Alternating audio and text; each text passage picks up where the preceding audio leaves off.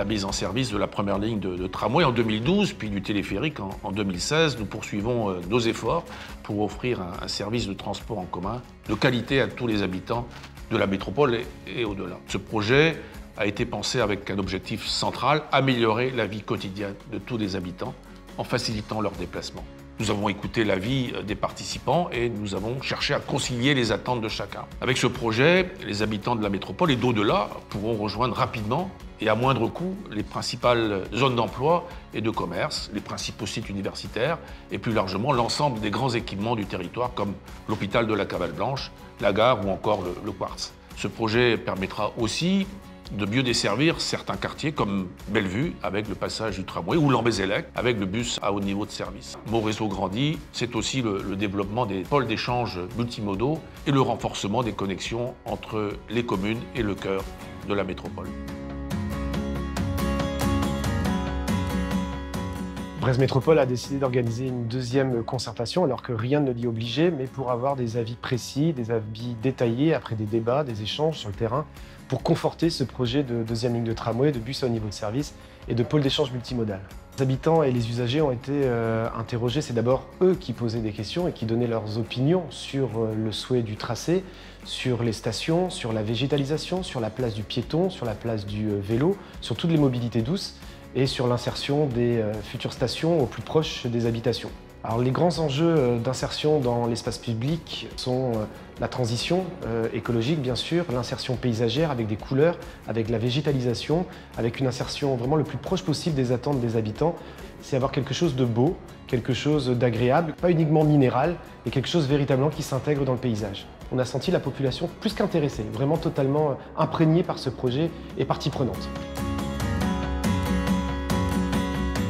Alors on a essayé vraiment de multiplier les supports pour toucher le plus grand monde possible, à la fois sur des supports numériques, par jeparticipe.brest.fr, des registres numériques, vous pouvez recevoir des mails ou des courriers d'ailleurs. Et puis ensuite, on est allé, nous, à la rencontre des habitants, sur les marchés, dans les assemblées de quartier au mois de septembre, et puis sur des ateliers spécifiques par secteur, pour vraiment parler du projet de manière plus détaillée. Ainsi, et c'est le dernier point, qu'un certain nombre d'entretiens spécifiques avec des partenaires, des acteurs associatifs, monde économique, etc. Alors, les ateliers se passaient généralement de la manière suivante. D'une part, on avait un premier temps un peu général où on présentait le projet dans sa globalité et ensuite on faisait un focus de présentation sur le secteur concerné, soit le secteur du tram ou du BHNS, soit le pôle d'échange et les communes concernées. Et ensuite, la place était laissée au travail, j'ai envie de dire, des participants ou des participantes avec des grands plans, des post-it, des crayons pour les laisser vraiment s'exprimer. On était là au besoin pour apporter des explications, mais le but c'est vraiment que les riverains, habitants, participants puissent s'exprimer. C'était vraiment ouvert à tous, c'est-à-dire qu'il n'y avait pas de condition d'habiter particulièrement dans le secteur ou d'y travailler. Souvent on avait plutôt des riverains, mais vraiment toutes et tous pouvaient participer à ces ateliers. De par mon activité professionnelle, je suis concerné par les pôles d'échange multimodaux. L'atelier, j'ai trouvé ça très intéressant et constructif.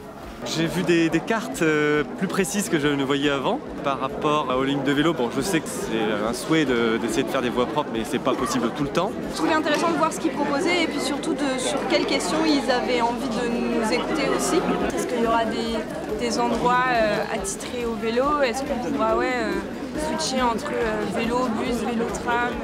Il y a eu une première concertation il y a près de 2 ans. Il y a des choses qui ont été dites et qui visiblement ont été retenues. Il y a des choses dont on parlait à l'époque, dont on ne parle plus, donc ça c'est satisfaisant. C'est intéressant de pouvoir donner son point de vue. Déjà sur les positionnements des stations, à mon avis, ça sera étudié très précisément. Ensuite sur les équipements, sur les trajets, je pense que c'est important aussi de donner notre avis en tant qu'habitant.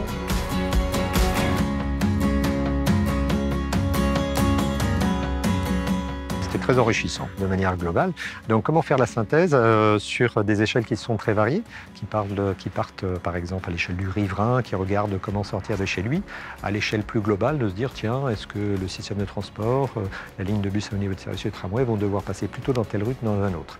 Eh bien nous prenons effectivement l'ensemble de cette matière et après plutôt géographiquement on regarde effectivement qu'est-ce qui fonctionne entre ces différentes demandes, comparé avec ce qu'on peut faire techniquement, parce qu'on ne peut pas tout faire.